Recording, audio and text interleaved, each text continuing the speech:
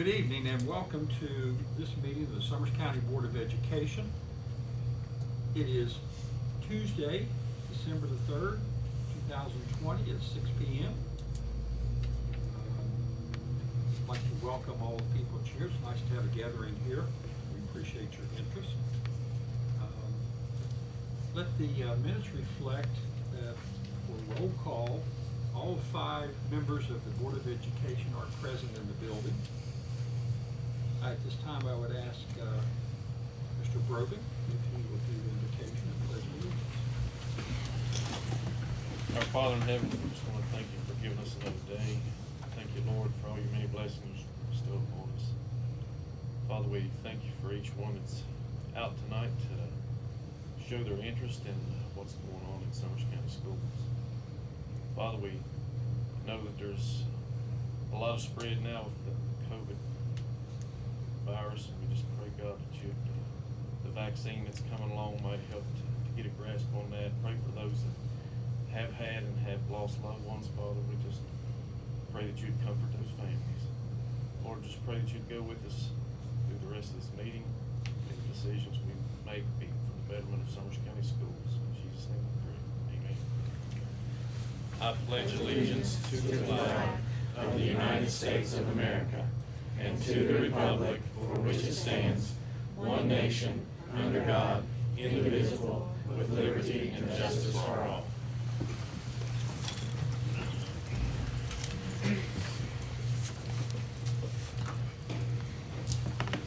We now move to item 3 on the agenda, which is approval of agenda / adjustments. Chair is, floor is open for anybody who wishes to make an adjustment or wish to approve the agenda. Make the motion, we approve the agenda as read. I'll second.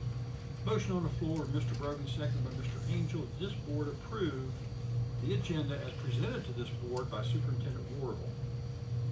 Any discussion? All in favor, please say aye. Aye. Aye. Opposed? Abstained. 5-0 vote in the affirmative for approving the agenda as presented. Item 4, public comment. There are none. We have no public comment. Item 5, presentations. We have a presentation by Mr. Lester with technology update. He's going to give you guys a little bit of information on the Bobcat Connect and survey, but I think what we could do is push that down under the superintendent's report, because I'd like to hear from our students tonight. I'm sure most people would with their program. If you guys don't mind doing that. That's a presentation. You can do it in our superintendent's report. Okay. Let's move forward now to item 6, approval of minutes.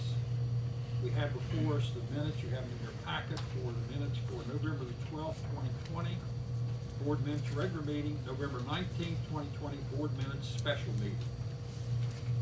The floor is open for any comments or motion to approve those 2 sets of minutes. I make a motion we approve the minutes for November 12th and November 19th. I'll second.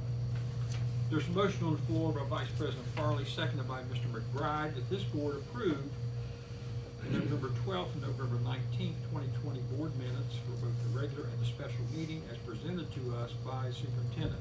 Any discussion? All in favor, please say aye. Aye. Aye. Opposed? Abstained.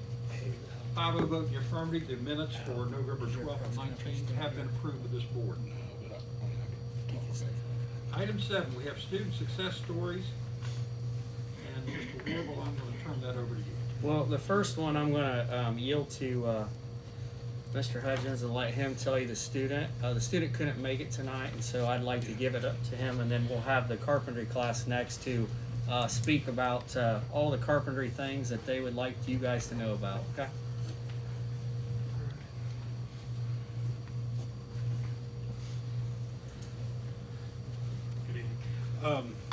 Matt Ocklathram is a member of our cross-country team, as you guys remember. About 2 seasons ago, fall 2019, we were able to start a cross-country program. That was something I was really proud of that we were able to do. Coach Starlipper took that bull by the horns and has really grown the program. Maddock is a competitor. He's been on the team since it was started, and Maddock competed very well this year. And because of his success on the cross-country courses, Concord University has offered him the opportunity to play college, or run for college for Concord University, and he plans to enroll there in the fall of 2021. So, kudos. Thank you.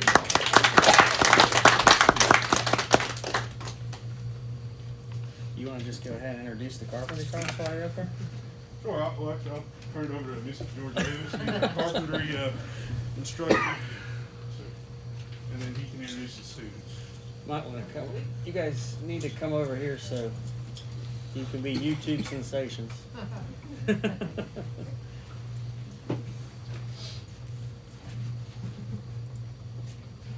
Board, I'd like you to know that I said that they had at least 60 minutes to get this done, and then they acted like no problem. They can talk about carpentry for 60 minutes. I don't know if the young fellows want to do that, but their teacher said not a problem, so I'll let them have fun. Oh, trust me, they That'll love be to fine. talk. They actually like to talk more than they do work. Oh, okay. We won't put that in the minutes, guys.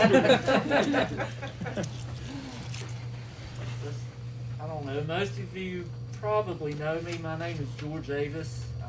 I'm the carpentry teacher at Summers County High School. This is part of my crew here. We have Nick Willie, Nathan Graham, and Josh Stickler.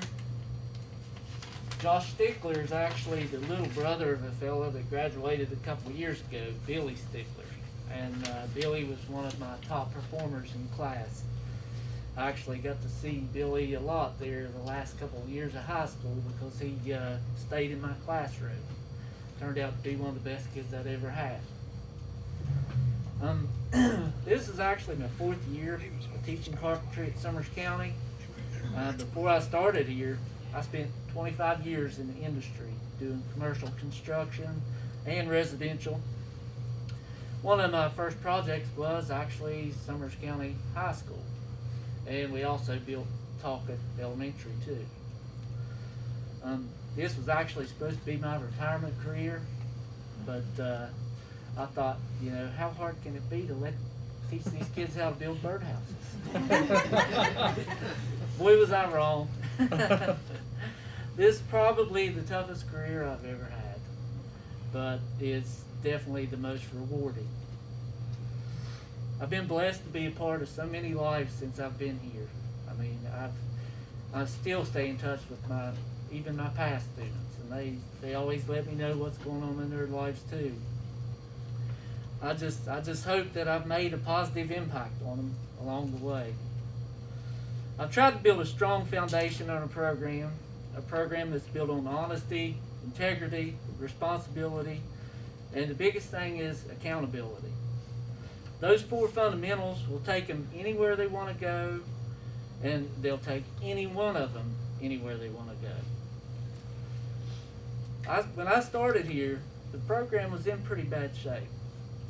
I'd actually walked through my classroom with the previous instructor that had taught the carpentry program for 30 plus years, Norman Farley, and he had built a really good program. It was a highly respected program, and I could see the sadness in his face. You know, the program had it just fallen into shambles. But one thing for certain, we did have our work cut out for us. In the beginning, we'd barter. We would trade work for materials just to have something to work with for the kids. We wrote letters every year requesting for grants. We actually received in 2019 a program modernization grant for $19,988. That was written by Caleb Vaughn and his crew. And we also had a grant written last year that was from Jacob Metter. He wrote it to Dr. D'Antoni, and she gave us $10,000 to start a new tiny house project. What those boys did is they set a new standard. they've created a legacy in our program. And they carved into the heart of our program a whole new level of integrity. That legacy continues every year. It just got started on our tiny house project last year before the school shutdown started. And they didn't get to see their project to fruition. But they left us with something much more valuable than that. They left us with a continuing legacy of leaving the program better than they found it. And what I've got a PowerPoint set up. I wanted to put everything we worked on in the PowerPoint, but I thought, my goodness, we'll be here all night. I just want to go over, this is the evolution of our program. Before you build a foundation, or before you build, you must have a strong foundation. This is my very first class. These were my seniors. They were a pretty good group of kids. I wish I'd had them the previous year, because there were a lot of bad traits carried over from the previous instructor. This is my class of 2019. They're a really good group of guys. I stay in touch with almost every single one of them to this day, and almost every single one of them, they're working, they're productive citizens, and just a high caliber group of kids. It was like I had a crew full of men, actual men. I felt like I was on a job site every day when I came in that classroom.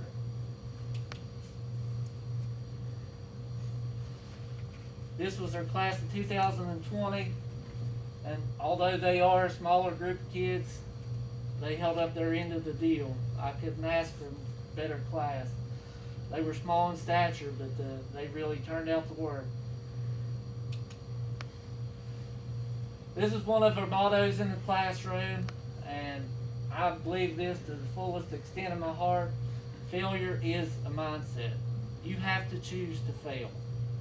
You have to make a conscious decision to fail. All you have to do is set your mind to it, and anything can be accomplished.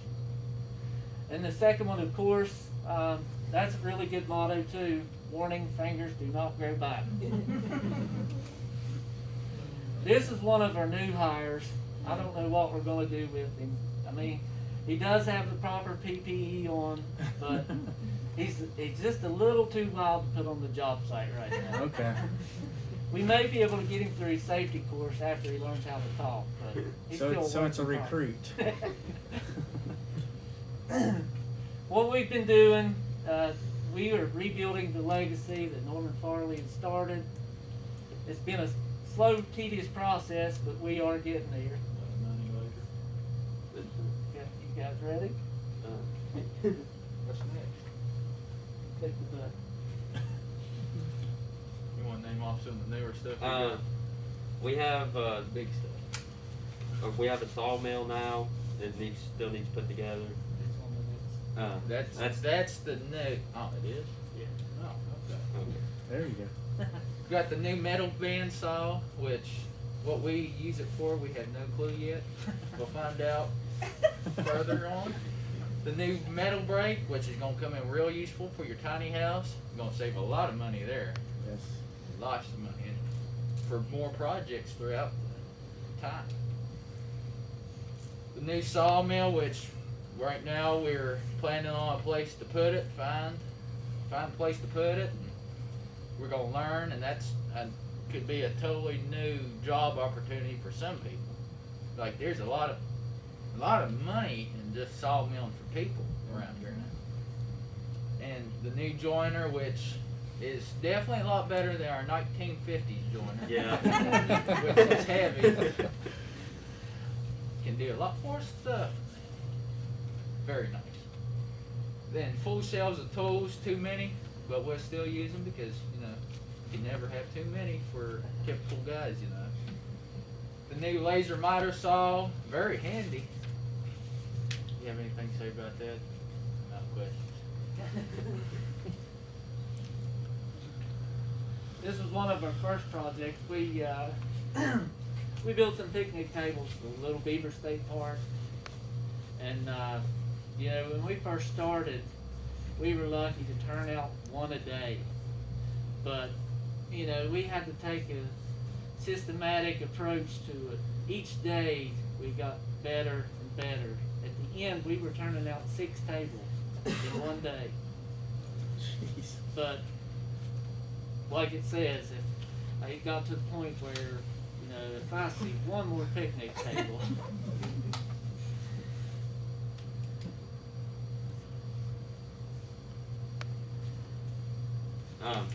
This is a bookshelf that Jacob Metter built last year. Made out of cedar from this area too, wasn't it? yeah, I think it was actually his cedar. He brought the cedar in. The epoxy project made from graham. What is That, who built it? it? Yeah, That was, I think, Sebastian, actually. Sebastian Atkinson. There's been a lot of epoxy projects going on. We have one going to actual coffee table, which is going to come out real good once we ever get time to finish it. We actually sold that bookshelf for $250. That money went back into our program. There's a lot of stuff you can do with epoxy. Something like this. I think somebody made a cutting board like thing out of some last year. But there's a lot of money in epoxy projects. But if you do them right, you'll get your money back real quick. It takes a lot of Yes. work and a lot of patience when you're working with it, because it's not just like you mix it up and dump it. You've got to heat it and sometimes put it in layers, so it takes longer than just a few minutes to do it. Well worth the wait.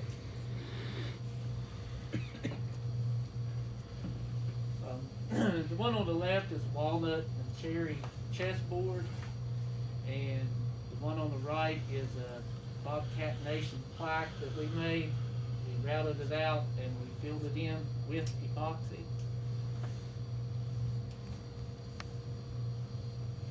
This has got a video on it.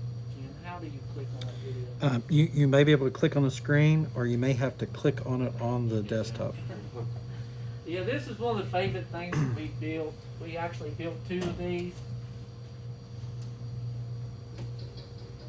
It's actually a working wishing well with the gears and everything. All made out of wood.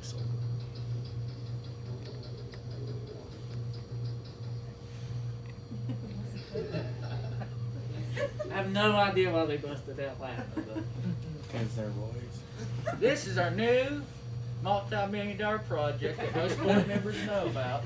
It is the football visitors locker room. Now this night was a very special night, but we ain't on there. So on to the next. well, let's back up to that one. What had happened, we got started on it that Friday morning, and about the time Nick and his crew were coming in, Nick stops by to tell me that he's under quarantine and he's not going to be able to help me. So we had already tore a portion of the roof off. So we had to get it covered back up and get it dried back in. That was about 9 o'clock on a Friday night. But we do what we have to do. We all wore masks too. Proper PPE, sunglasses and all. Yeah.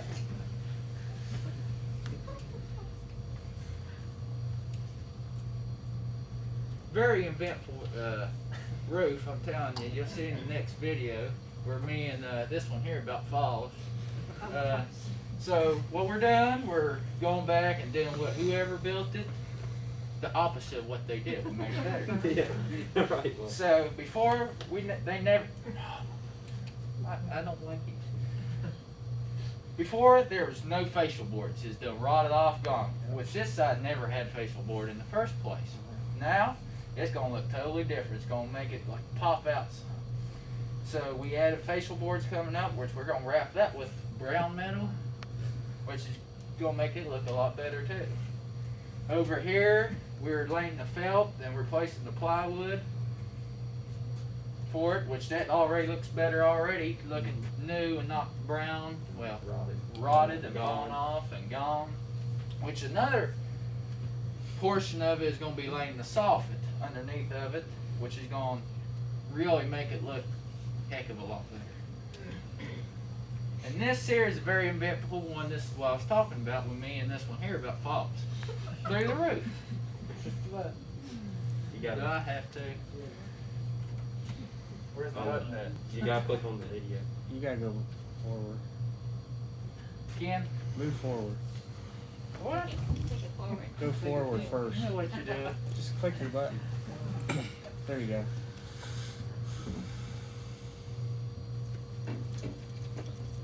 So we go to remove this piece of rotted plywood that's on the edge, and the rest of it is the roof, like the inside is covered with plywood. But this one room, we found out real quick, didn't have plywood for the ceiling at all. And we go to lift this up and push it over the wall there, and we about step into that room that we thought had plywood on it. So that was our eventful, very eventful day, which Yeah. could have been bad. Yeah, there was actually a lot of work that went into that roof. It doesn't look like it, you know. You think, well, you're just putting a roof on it, but when you have to remove over a third of the sheeting on each side of the roof and replace it with new sheeting, that takes time, you know. Especially when you get one right in the middle. Yep. And it takes even longer when we have the limited resources that we have. You know, we have half the kids, half the days through the week, and you know, each one of those is split up into classes. I don't get to keep them all day long, which, you know, it limits the amount of actual work you can get done. And this was another Friday evening event. We finally got the roof dried in. These guys went at it like they were fighting fire. I had to talk with their teachers to keep them on the roof just so we could get it done. It was 3:05 on a Friday evening when we nailed our last nail in the felt. And I'd like to recognize these two guys. Like I said, these guys they're building a foundation of legacies. These are our two grant writers, Caleb Bond and Jacob Metter. You know, without those two, we would be way behind in the times. They have really brought a lot of goodness to our program.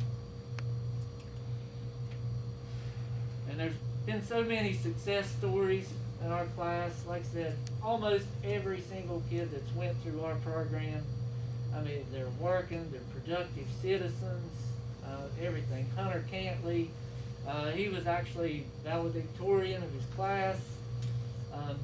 He's at New River Technical Center right now, studying welding. Skylar Angel, she is just finished her basic, getting ready to go to AIT. She was actually her platoon leader over 64 different people. There she is again with the drill sergeant. And the other fellow there, he was in my class for a while. He was a really good kid. You know, some things happened, and you know, it happens. You know, we deal with kids. He actually got everything together, got straightened out, and he just graduated from basic training as well. This is Billy Stickler. He's one of the best kids to ever come through the program. Billy's a prime example. When you see these kids falling through the cracks, we have to lift them up, pull them out. Billy actually wrote me a letter that he wanted me to read to you guys. And it says, "Hi, my name is William Stickler. I'm currently serving in the Army, and I owe a big thanks to George Avis and John Smith because they helped me get myself together and get my life back on track my senior year. They both helped me in so many ways, and were there for me when I felt like others weren't. Mr. Avis also showed me many things in his shop class that made me really pursue carpentry. And John Smith taught me everything I needed to know and helped me graduate on time so I wouldn't be stuck behind in another year of school, and so I could do what I want to do, which was join the military. They also helped me find other things I could do as a backup plan to help in case the military didn't work out. I felt like both of them believed in me when it felt like others didn't and didn't care at all, and even when I didn't believe I could do it myself. I look up to both of them as mentors because they have taught me so much and really invested their time to make sure I walked across that stage and graduated. They put so much effort into making sure they are teaching every student and making sure they are learning, so that they are set to go out into the world and make a positive influence in life. I thank both John Smith and George Davis. They're two of the best people and teachers that Summers County has to offer, and they do so much for their students. And I told Billy, I said, if I had big feelings, Billy, that would bring a tear to my eye. But it meant a lot, you know. Like I said, Billy was a good kid. He was just one of those kids that could have easily fell through the cracks, but we kept him out of the cracks, you know. And I believe that is the end of it. This is what we do, you know.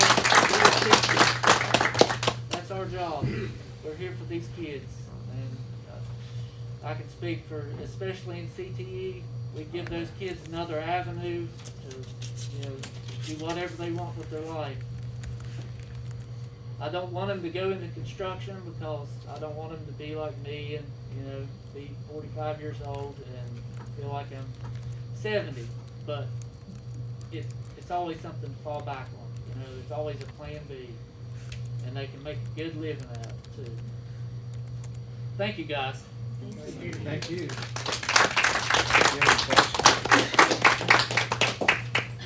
Does the board have any questions for these guys? I have a comment. Mr. Avis, I want to thank you for making this presentation tonight on behalf of the board. I want to thank you. I want to thank you three young men for coming here. And you fellows are learning a lot of things that are valuable skills for your future. And the fact that you get up in front of a group to learn how to speak and communicate, and that's just great. And this is evidence of what career and technical education can do for so many of our students in all of our CTE programs. We value all of them. But this is an example of what can be done for kids who maybe don't want to go on to a four-year institution, but they want to learn skills. And this contributes to our students coming out of high school, more of our students coming out with job-ready skills. And so I want to commend you and everybody else in the CTE program. And thank you very much on behalf of the board. Thank you. This is where I give you guys an excuse. If you want to, you don't have to sneak out, but there's doorways here. You don't have to stay for the rest of the meeting, but if you want to, I don't believe you give them extra credit for that, right? Okay, so you're more than welcome to stay, but a lot of people tend to sneak on out of here. But I'm curious, how the Little Beaver State Park thing come about? That was actually, it was one of my freshman students' father. He was the super at Little Beaver State Park. His name was Mr. Harvey, and he stopped in there one day and was talked to me about it. And you know, I told him that sure, you guys supply the material, we'll build the table. I think that's really neat, just something you can pass on to your family. Hey, you can go over and picnic and. Yeah, I had the kids write their names on the underside of the table, every one of them, just so, you know, if they go back there, you know, 5 or 10 or 15 years from now, they can look under the table and see if that was one of the tables that they built. And also, we're kind of focusing that they could possibly make a living doing this, but it's a very valuable thing. I mean, I've been remodeling my home now for the last couple of years because I don't have time to do it, but, you know, in the latter years, when you're married and got your own home, you don't have to call somebody else to come and do that and spend thousands and thousands of dollars. That's very, very valuable knowledge. And, Mr. Davis, we've got some other things. We may find you some more projects to do. Okay. Okay? Let us clear our plate just a little bit first. You let us know when it's clear. We're gonna find some things for you to do. We'll make sure you got the resources to do them with. The hand, Right now, our we got plate that big runs pole over. building for you. Yeah, plate runs You know the over, pole okay. building? That needs remodeled on the inside, so Oh, yeah. we got plenty of indoor work. Right. Yeah. At this time, we move to agenda item number 8, instructional initiatives. I'll swing this back over to you, Superintendent Ward. Yeah, we have Dr. Knott and Ms. Jones. They're going to give you a little update on what we're trying to work on as we move forward. I know we have COVID, but we still have to focus on our instructional side of life and our assessments. What these two ladies are going to do is they'll talk about some things. I might chime in depending on how much we need to cover tonight, but we need to really focus on the standards that need to be taught in the classroom for our kids at the 12 through pre-K. Usually you hear pre-K through 12, but you got to start with the end in mind. What do we want these kids to be able to do 13 years after they've been in our system? So we need to talk to you all about the standards that should be taught in the school system and focus on standards, not textbooks. Because textbook companies will sell you textbooks all day long, but we have to focus on what is inside those textbooks, and we need to have a tailored eye to see, should we go from page 50 back to page 1 back to 200 and look at our standards? Because if you look at a school year, it's in a blink of an eye to go through 9-month period. COVID has just made it miserable for everybody, but once COVID is done and we're post-COVID, hopefully we can hit the ground running with our standards that we should be teaching within the classroom. So I want to turn it over to these two ladies to tell you the process that we've been going through, and them to probably just say, this guy that you hire as new superintendent has punished us, and look what he made us do. But I think they'll tell you on a funny side that they have to go through it first before we have our principals go through it, and then our teachers work through it. So everybody's going to be doing this to make it better for our classrooms, for our children, so they get a better education. To fellow members, these standards are the objectives for every course that we teach. And these standards come from the State Department of Education. And these are the things the State Department of Education has decided need to be emphasized and taught, and this is also the things from which the state develops their state assessments or tests at the end of the year. So it's important you understand this. So this is the real stuff here. Thank you. Well, one of the first things Dr. Edwards had us do was he sent Ms. Jones and I an assignment, and our assignment first was to deconstruct standards. We both actually chose math. Ms. Jones chose elementary, I chose secondary. And he sent us this form. And on this form, we had to pick a standard, and then we had to look at the standard above it that came before it in the year before, and the standard that comes the next year. Might have to go like that, Ken. It's zoomed in, so you may have to move it with the mouse.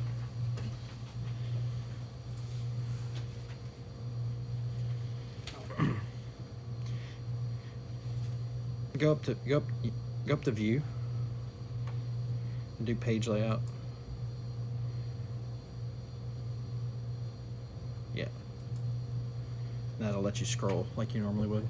Okay. So this is the version what's in black in these boxes is what she did one and I did one, but what we came up with first. We had some productive struggle on our own. We didn't have any help. We couldn't work together, and we didn't. And then when we came together with Dr. Edwards and we worked through this, he helped us understand, and the blue is my corrections, and Renee had Ms. Jones had corrections too, after he kind of helped us understand what we were doing. But so we picked the standards, and the standards are the curriculum. This is what we're supposed to be teaching our students, not what necessarily is in the textbooks. The textbooks are a resource. This helps us, when you deconstruct the standard, it helps us at this level, it helps the principals at the next level, the teachers at the next level, and ultimately the students, understand kind of breaking down what we're supposed to be learning and teaching students. So we had these different things to fill in, but content, Cornerstone and life, embedded skills and concepts. I kind of, as you can see, misunderstood what Cornerstone was at all. But Cornerstone skills are the skills within that standard that transcend all the grades. It's a life skill. It's going to be, it might not just be in math. It's interpreting and determining relationships. That's a skill that could transcend all content areas. And then, of course, life skills. And then the, what students need to be able to do, this is kind of these little, breaking it down to the kind of the smallest level of what they need to do to be able to do that standard. Did I do that or did you do it? Sure, no. I didn't touch it. I think, You have a magic hand, Dr. Fox. And then the learning targets were put into kid-friendly statements, and as you can see, I didn't have enough and break it down enough. But this is what students need to be able to do. So this is what we've got to get across to them. This is in their language what they need to be able to do. We had to identify key vocabulary. What does mastery look like? Because that's really important. And then what will you introduce to the students? That's the stretch. And what will you expose students to? That's way down the road. So as you can see, additive inverse was something I was going to expose them to, and that's way down the road. That wasn't in this standard at all. So we worked on this, and then the principals came together, and the principals each worked on this and had that productive struggle with Dr. Edwards. And eventually, we're going to have the teachers work on this. I think the goal is that every teacher has to do one, but that eventually we'll get them together by content or grade level, and they can work together across the county to develop, to deconstruct standards, power standards, not every standard, just the most important ones based on what Ms. Jones might know. Okay? Thank you. Thank you.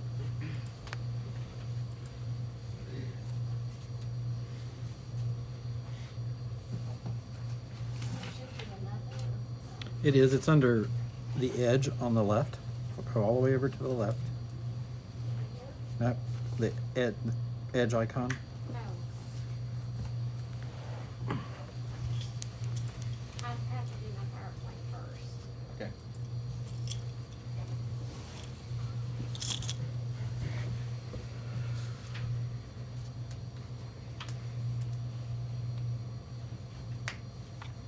Okay, before I begin, I just want to make a couple comments about the carpentry class. While you were speaking, it just really touched my heart. Dr. Edwards says you have to build those relationships first with your students, and that's exactly what it looks like Mr. Avis has done. I admire the students' work ethic and their commitment to their class and their simulated workplace, so I was impressed. To further discuss what Dr. Edwards has been working with us in the district, we're going to talk about standards-driven instruction and assessment. Curriculum versus resources. And as Mr. Warble said, our curriculum is not our textbook. Our curriculum is the West Virginia College and Career Readiness Standards, and those are provided to us by the State Department of Education. In other words, that's our educational Bible. That's what we have to teach is the standards. Instructional resources may be the textbook that we buy from textbook publishers and other supplemental materials that the teachers use to help teach the skills. Dr. Edwards introduced the backward design model, and with this model you start with the end in mind, and that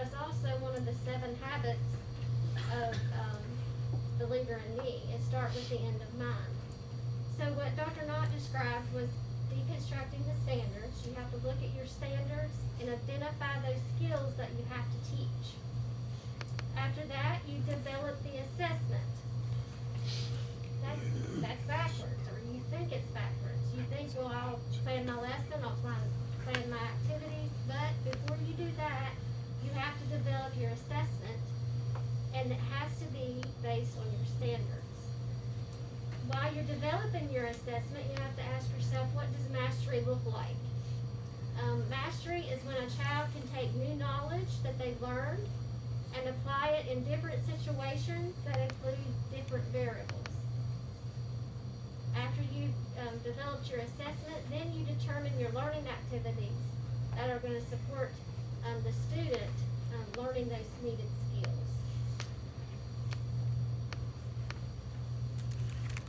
Developing learning and activities and assessments, when you're doing that, you have to consider the DOK levels. The DOK is depth of knowledge levels. Depth of knowledge 1 is basic recall. This might be fill in the blank or match the definition with the vocabulary words. DOK 2. Ms. Jones, I want to add one. DOK 1 for everybody in this room is Google. These kids right now, the only thing they know is I can find an answer real quick and Google it. I don't need to work with kids that way. I need to go deeper. So these kids are smart enough to Google anything. Anybody can Google, but that is not going to help the kids apply what they've learned. You saw that with the carpentry class. All those tools they have to be able to apply and know how to use those in a correct way. You can Google that, you can YouTube, you can do all that stuff. Basically, that's a DOK 1. I don't want us to focus on DOK 1s anymore. I want us to get to 3 and 4. Sorry, Miss Jones, but I think if everybody knows, DOK 1 is Googling or Binging or TikTok, whatever, I don't care, but it's DOK 1. DOK 2 involves multiple steps to solve the problem. It's one answer, and the student does have to make some type of decision. DOK 3 involves higher order thinking skills, and that's where we want to be with our students, is at the 3 and 4 level. DOK 3, the student has to justify their response. There could be more than one correct answer, and it can cross over multiple disciplines. It could involve math with science or ELA with social studies, and it needs to be relevant beyond the classroom. It can be a real world problem, but is it relevant to the student? The student has to relate to what the question's asking. Depth of knowledge 4 involves higher order thinking skills, and it involves all of these levels, but it also requires additional time, and the student has to be able to apply, adjust, or modify their approach based on new information or variables. Dr. Edwards shared a form with us. Dr. Knott and I worked with him one day before he worked with the principals, and I'll go over that form with you in just a minute, but it was assessing our assessments. You take a look at your assessments, and on your assessments, you should list the standard that you've addressed, list the DOK levels, depth of knowledge levels for each question. Again, it needs to have relevance and relatable to the student. If you have DOK 3 and 4 questions, you should have created a rubric beforehand, because like I said, could be more than one answer. So you want to know how you're going to score that before you get the test turned in. And you identify most frequently missed and the most frequently correct answers. I've explained the what and how, what we're doing, how we're doing it, but we also have to understand why. Why are we taking this big task on? Why are we changing what we've done for years and years and years? Well, we are doing this work, and it's not going to be easy work, but Mr. Warble, the central office, and the principals have made a commitment that we're doing this work to improve student engagement and student achievement. And I think we all can agree that our students deserve this. I want to bring up the assessment.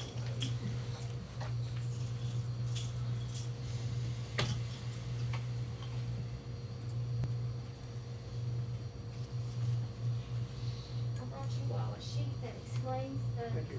DOK levels.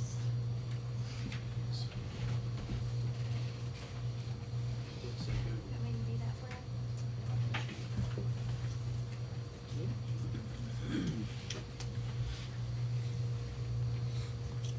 Okay, this is the form that Dr. Edwards shared with us, assessing our assessments, and we sat down and looked at some assessments, Dr. Knott and I, and then with our principals, and then this week, our principals looked at 1 to 2 assessments that was given in their building.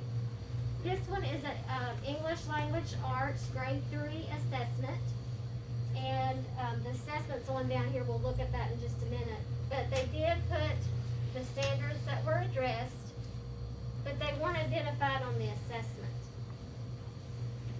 Rigor or mastery, depth of knowledge levels noted on the assessment. There were 17 questions, but they were all at DOK 1 level. Relevance, is there evidence of real-world application in this assessment? And the answer was no. Is there a scoring tool for DOK 3 or 4 questions? Well, that's not applicable because all of the questions were DOK 1. And then they did identify the 3 most frequently missed questions and the 3 frequently correct questions. So I wanted to let you look at some of the questions, and you can see, like number 1, in the beginning of the story, how did one most likely feel? Well, the test gave examples, and then the student had to pick. It was multiple choice. Same with number 2.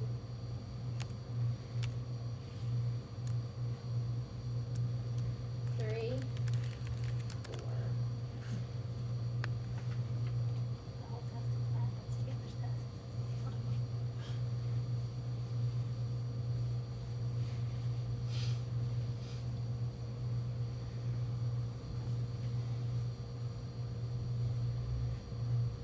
So all of them are depth of 1, but I wanted to look at number 8. I wanted to show you how you could change a DOK 1 question to a DOK 3 question. Which word best describes 1? Well, they gave you the answers, but you could ask the student to reword the question and say, number 8, choose a word to describe 1. Provide examples from the text that support your answer or your opinion. So I think that makes it a DOK 3 because they're analyzing the character, they're describing the character, and they have to justify their answer by going back and looking at the text. So that is some of the work that we're doing with Dr. Edwards, and I've told Mr. Warble, yes, it's hard work, but as a former, well, I'll always be a teacher, but as a teacher, I would have loved to have him in my classroom. As a principal, I would have loved to have him in my building. I think it's staff development that we've needed for a long time. Thank you. Thank you. Just to let you guys know, the point of this isn't to name, shame, or blame anybody. It's to work with people to get better. We do it all the time in athletics. Why don't we do it in academics? Out of 50 states, our state is at the 48, 49, 50 out of rankings. So that's not good, right? Out of 55 counties, same thing. So what I'm just own it and let's move on. We can only get better. So this is what we're going to do. We're going to take risk and try new things and see what we can do to make kids want to be in class, engaged, and do some activities that apply their thinking versus Googling. So it's not to name or shame or blame anybody. It's just to get better and own the data and move forward. That's what we're going to do. Nobody's going to get called out. but we're gonna support everybody as we move forward. It is work at the beginning, but the long run is actually we're gonna create more time for teachers, because when you look at a textbook, I'll have the ladies correct me if I'm wrong, but one of our history books, out of, was it 700 pages? Out of like 1,000 pages. Okay. Out of 1,000, It wasn't until page 700. it wasn't until page 700 you finally got the standard. So what I'm saying to you is, as a teacher, if I look at a book and go, I gotta get through this in a school year, well, maybe you don't use the whole book because you don't need a whole book, but that's okay. We'll use resources, but we want the teacher to be the expert and all the resources to enhance what they're doing in the class. I don't want to do busy work. I want to do work that's meaningful to our kids so we can have mastery. And our kids deserve that, and that's how we're going to move as we move forward. So we'll keep you updated on this as we move forward, but right now our principal's got a taste of it. It's going to take some time to get through this. This is the tip of the iceberg with the work being done. So if you don't have any questions or comments, we can move. Okay, we do have a question. Sorry. It's not a question. I want to say this to everybody here. I want to say it to my fellow board members. You remember we approved Dr. Edwards to come in and do this type of professional development. And so Superintendent Wardle, I want to commend you on taking this bull to the horns. I want to also commend Mrs. Jones and Dr. Knott. Having taught these concepts, or most of them at Concord University, I can tell you, they both got A+. They understand what they're doing. They have listened to you and to Dr. Edwards, and they are the people that are gonna have to go out, work with the principals, work with teachers, and they're gonna explain these concepts. And so I wanna commend you because that was an excellent presentation of everybody's They did a good part. job. So thank you a lot. I wanna say one other thing. When the state sends out these curriculums, You got the pictures of the students. what you're seeing here, and what Mrs. Jones and Dr. Knott and Superintendent Warble are presenting and beginning to teach to our principals, who will then teach it to our teachers. This is the expectation that the State Department has, that you'll be doing these kind of things with state standards. I know that because I've worked on the State Department of Education teams where we wrote some of these curriculums, and so, very good job, and we're getting our money's worth, and I want to commend all of you. Very good job. Very good job. The other thing under instructional initiatives is something we're doing this year. It's new to this county. I've done this in my past life, and it's a work exploration program. And Dr. Knott has worked with her team to give our kids an opportunity to have a classroom that's bigger than any classroom in the United States. And that is, are they one at Pipestone? Pipestone and at Bluestone. And at Bluestone, okay. So basically, we got permission from the parents to show you pictures of our students in the process of doing different types of work, whether it's outdoors or indoors. The only thing that I can say that I failed these students, and I want to make sure I get this done, is to get them some Carhartt outfits, because it is not getting warmer. And we need to protect them and get them a little warmer and help these guys out. Now, we are not putting kids to work and just to be putting them to work. These kids, for mastery learning, have to understand. I can tell you right now, you gotta know how to operate that equipment on your back, and you better know how to blow leaves if it's a windy day. But I guess there's no work being done there, but that's okay. But what you can see is the parks are giving them different ways to do work indoors and outdoors. They're also eventually, Dr. Knott can correct me if I'm wrong, but hopefully they will be working on preparing food and understanding how that industry works as well. Okay. Is there anything you want to add to it? Because I know you have a lot more, or Marty? There, the guy from Fayette County that we've been working with, they have actually put standards together to justify what the students are doing, and so it is a curriculum, and it is based on standards, and they have asked us, as we do things here in the county, to help build that set of standards. So our teachers have a copy of those standards, Dr. Knott and I have a copy, and we're gonna work in conjunction with, the guy from Fayette County and develop state standards, that will apply across the board. And we're gonna compete with them because we Yes. know that's our competition. And we're gonna have some fun with competing. I think we should. So, real world experiences in a job setting for our kids, to learn skills of how to work with people and things that they'll be able to do when they leave school. It doesn't get any better than that. Thank you all for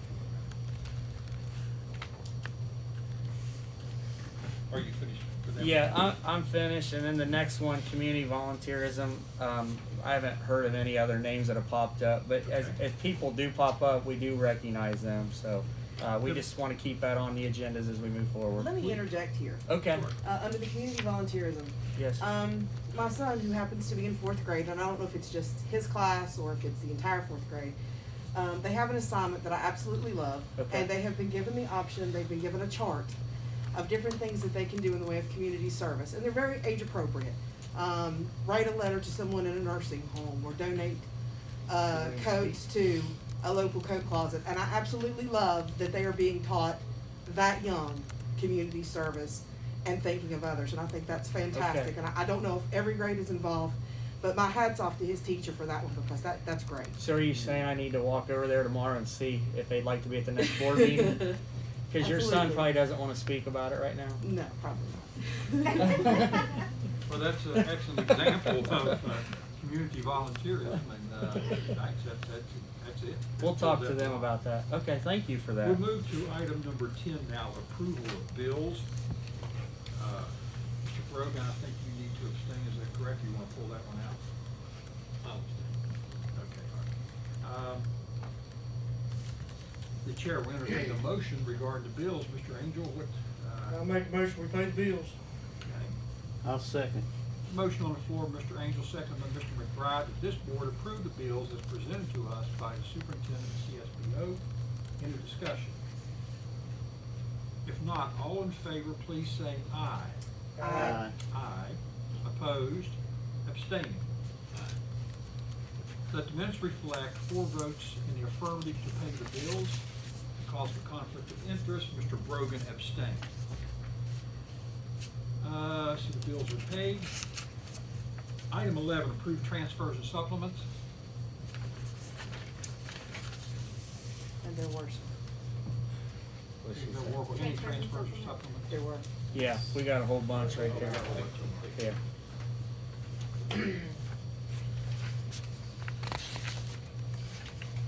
Is that fund carryover, is that our money left over from last fiscal year? Yes, sir. $1.3 million. What'd you say? Almost $1.3 million, I like that. We're trying to stay in the black. We appreciate that. Yeah, I do too. Any motion? Chair will entertain a motion, yes. I'll make a motion, we approve transfers. I'll second. Motion on the floor, Mr. Angel, seconded by Vice President Farley. This board approve the transfers as given to us by Superintendent Warble and the CSBO. Is there any discussion? Any questions? If not, then all in favor, please say aye. Aye. Aye. Opposed? Abstaining? 5-0 vote in the affirmative. This board has approved the transfers as presented to us by the superintendent and CSBO. That brings us forth to item 12, old business. And I'll take the lead on A. 12A is discussion and/or possible action concerning board goals for academic achievement.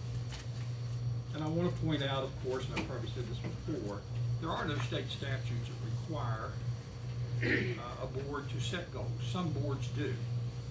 But I will tell the fellow members, since Superintendent Warble and I went before the state board and they pointed out some things to us, I think it's really important that we acknowledge what we heard.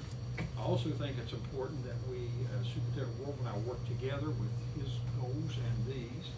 And of course, we went to executive session on the superintendent's goals. I have come up with these. I'm gonna put these out, and you all have a copy. Everybody has a copy, do they not? Yes. If you will pull out right now the Summers County Board of Education goals for consideration.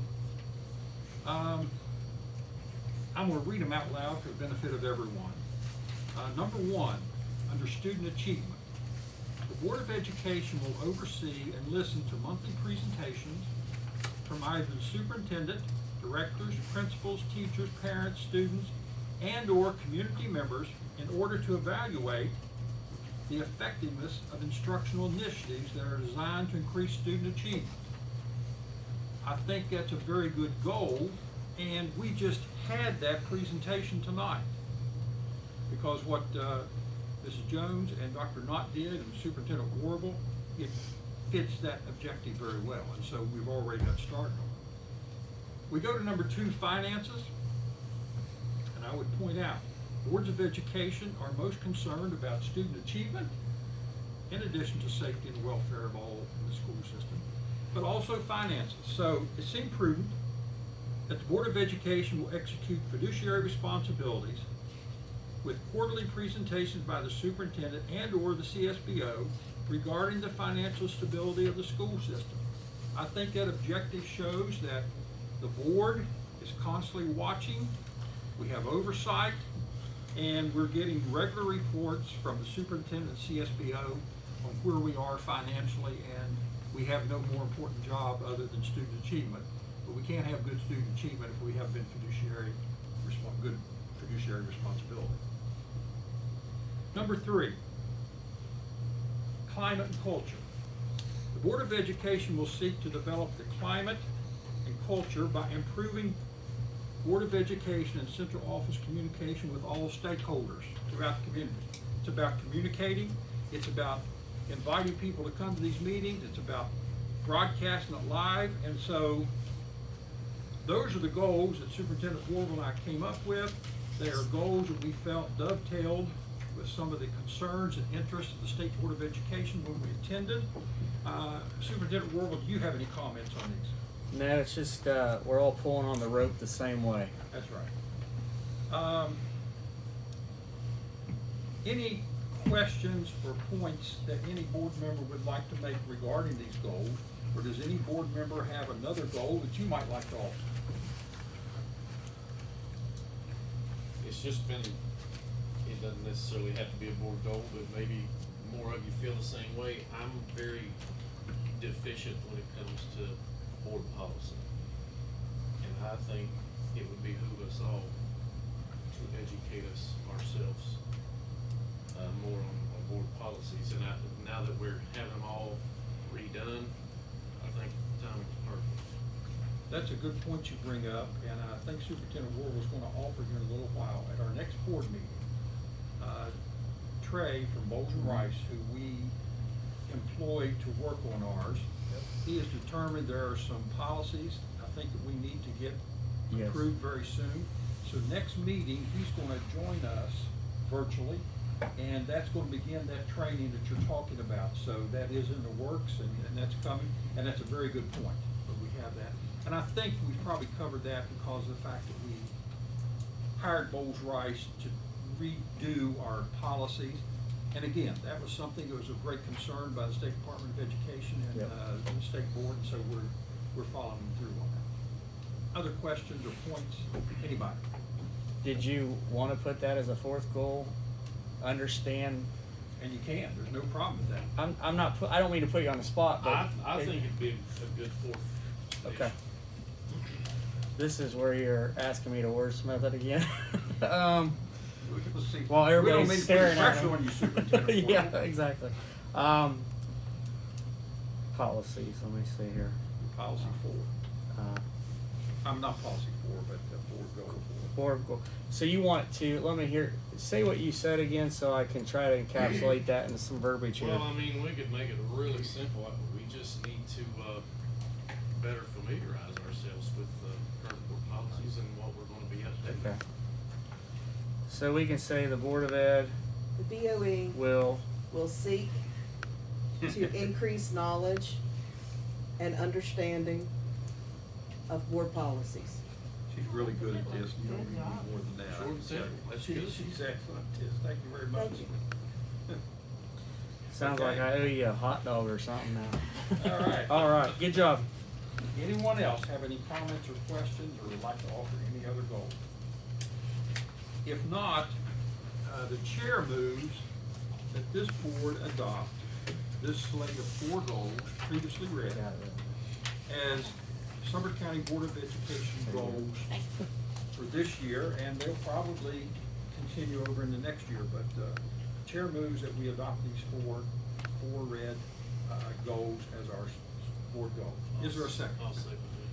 Motion on the floor of the chair, second by Mr. Brogan, that the board adopt these 4 goals, and these will appear in the minutes. Is there any discussion? All in favor, please say aye. Aye. Aye. Opposed? Abstaining? 5 votes in the affirmative. The board has approved these 4 goals, and they will become part, if you want to put those on the board website, that would be great. Okay. So people can see them, and then they'll be in the minutes next time, so we'll be reminded of them. Okay. Okay, that brings us to 12B, discussion and or possible action concerning superintendent goals. I want to say that we went into executive session with Superintendent Warble and talked about goals, and so Superintendent Warble, you're on. Basically, I have 3 goals that tend to mirror what we're trying to do as a whole county. The first one is work with directors and principals monthly to train and assess the way teachers are utilizing the multiple individual assessment programs for use in improving student achievement. The second one is be able to provide examples of improvement in fiduciary responsibilities, and we'll be doing that tonight because part of the quarterly meeting with you all is to give you an update, so we'll be able to work on that tonight. And then the third one is increase communication to provide transparency with the community. Those are the 3 that I have.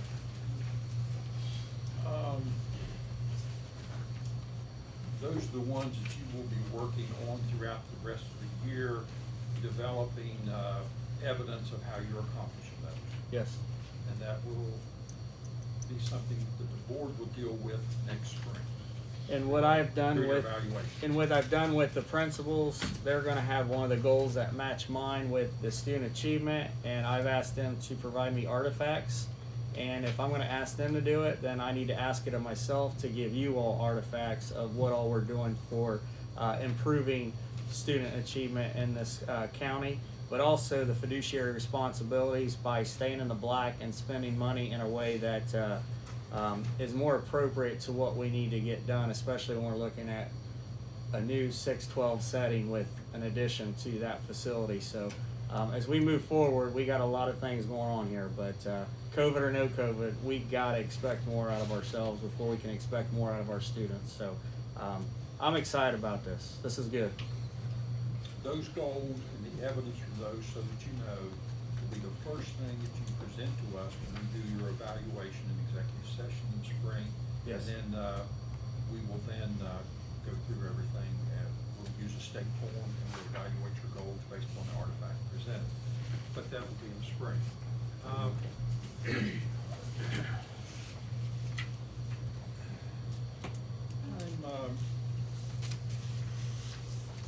Superintendent Warble, I'm a little bit unsure here. I don't think the board has to. Do we need to have a motion to approve or accept your goals? I don't think that's necessary, is it? Are you aware? We haven't before, I don't think. You don't have to. Okay. You're going to hold me to it regardless, because if I That's get right. if I get an extension on a contract, that means I must be meeting them. If not, Well, that means I didn't. Well, And we- you see we now someone know else what coming your in. goals are, so we'll be watching you carefully, okay? Yeah. All right. Then we will move on. Let's go to item 13, new business. Approved purchase over $20,000. We do not have any. Okay. Approved policy continue on review. That's 8-N-3 requisition procedures policy. The chair would move that this board approve to continue on review policy 8-N-3 requisitioning procedures policy. Is there a second? I'll second. Motion on the floor of the chair, second by Mr. McBride, that we approve continuing on,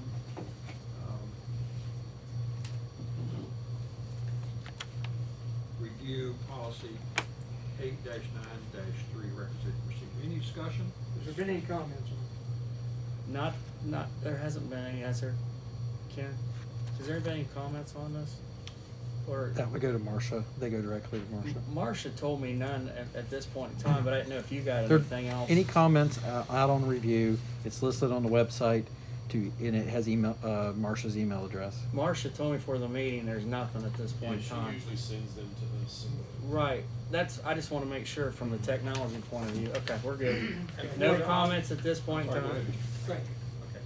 And for the audience listening to this meeting, this was something that the state board wanted us to look at, and this was part of our action plan, was it not, Superintendent Warble? Yes, it is, So it's, this- dealing with policy 8200, Yes. yeah. So this is necessary, and I think we've gone over that carefully, and I think it's adhering to what state board and what policy 8200 requires. So, there's a motion on the floor and seconded. Any other discussion? All in favor, please say aye. Aye. Aye.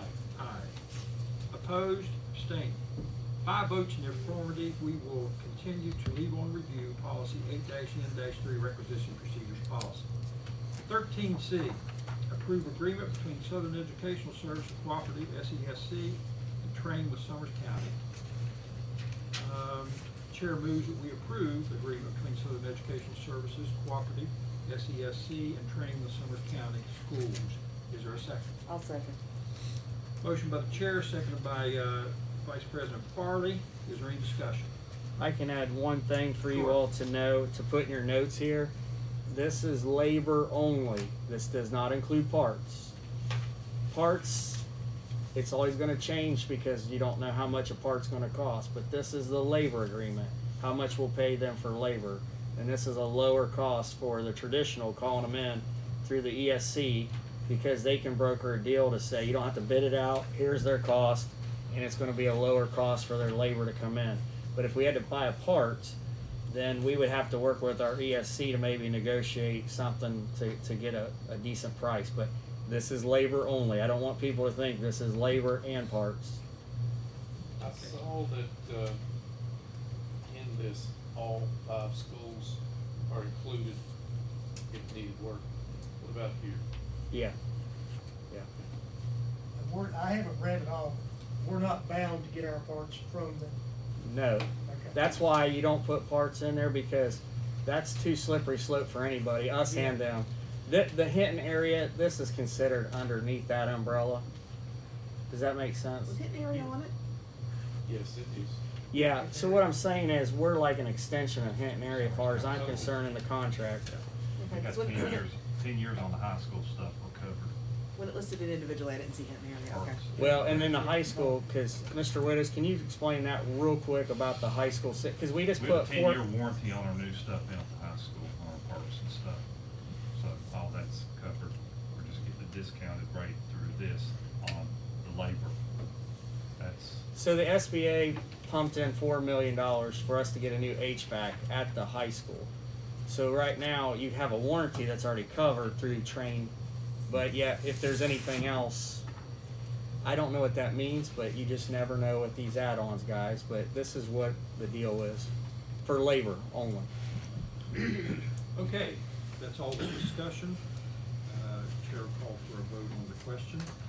Question being to approve agreement between Southern Educational Services Cooperative, SESC, and Train with Summers County Schools.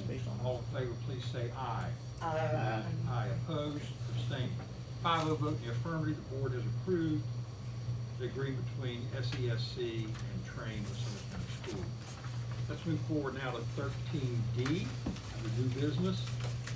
Approve contractual agreement between Amber Marie Lilly, provision of occupational therapy and Summers County Board of Education. Superintendent Warble? I'm gonna yield to Dr. Knott since it's more in her bailiwick. I'm at the 30,000 level. She's down in there in the highway there dealing with things. Can you explain this contract with them? Well, we had a contract with Heather Scott Greer for occupational therapy services. And at, the beginning of November, she, told me that she was moving to California. So we had to find another, person to provide occupational therapy services. And this is basically, it's a colleague of hers. It's basically the same contract that Heather had, but Heather's gone now, so we need to provide services, and so that's what this is. And this is funded from Lauren, special education? Special education. And I'm assuming, what we're paying is based upon what we've been paying the board previously? Yes, it's almost exactly the same. Okay. Any questions or comments by any board members? Discussion. I guess the longer I'm here, the more I get curious and learn myself, but reading through this, 2 days a month seems like a lot to do. Is that enough time, 2 days a month, to do what needs to be done? Yes, generally the occupational therapy, in IEPs are written, it's a fairly small amount of time. We think that she can, but I do have another person, who we can also bring on board to provide some services if we can't get it all done. It's just also. Certainly not my wheelhouse at all, but it just struck me. Also, right now, we That seems like have, a lot to do. well, we have some students who receive those services who are option 2 and don't come in and won't come in. And so right now, they're just consult, so that's an even smaller amount of time. So right now, it's enough. When we go back full time, it might not be enough, but. And you can bring that back before she finds out. It's gonna be a sliding scale. It will get more, cause we will have post-COVID. I mean, that has been a huge problem with the therapies that need to be done. And, when you look at that, you're not looking at that wrong. I agree with you. It's just where we are right now. The chair moves that this board approve contractual agreement between Amber Marie Lilly, Division of Occupational Therapy, and Summers County Board of Education. Is there a second? I'll second. Motion on the floor of the chair, second by Mr. Angel. This board approve the contractual agreement between Amber Marie Lilly, Division of Occupational Therapy, and Summers County Board of Education. Any discussion? All in favor, please say aye. Aye. Opposed? Abstained. 5 votes in the affirmative, this board has approved the contractual agreement between Amber Marie Lilly, Division of Occupational Therapy, and Summers County Board of Education. That brings us now to personnel items, recommendations by the superintendent. And the superintendent recommends under professional, Teresa Keatley. All of you have this before you. Assigned location, Summers Middle School Talcott SAT coordinator, effective December 3rd. Money coming from Title IV. Christopher Breedlove, long-term substitute commit, substitute teacher long-term.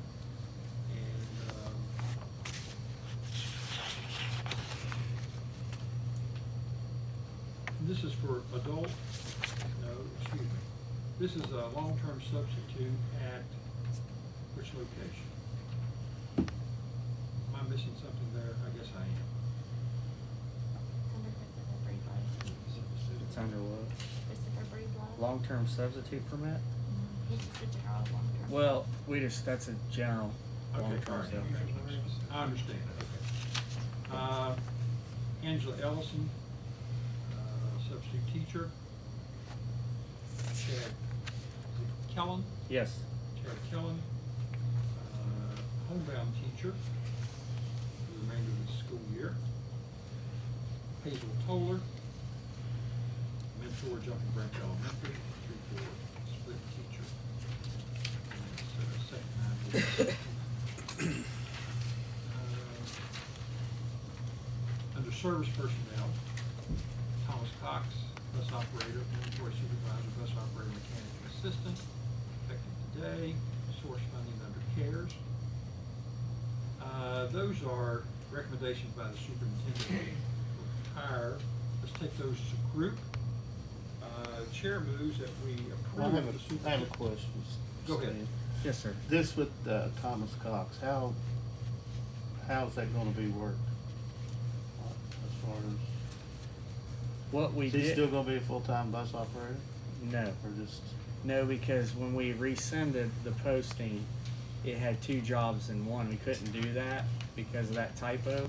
So when we put it back out in the posting, we corrected that with Bull's Rice help on that.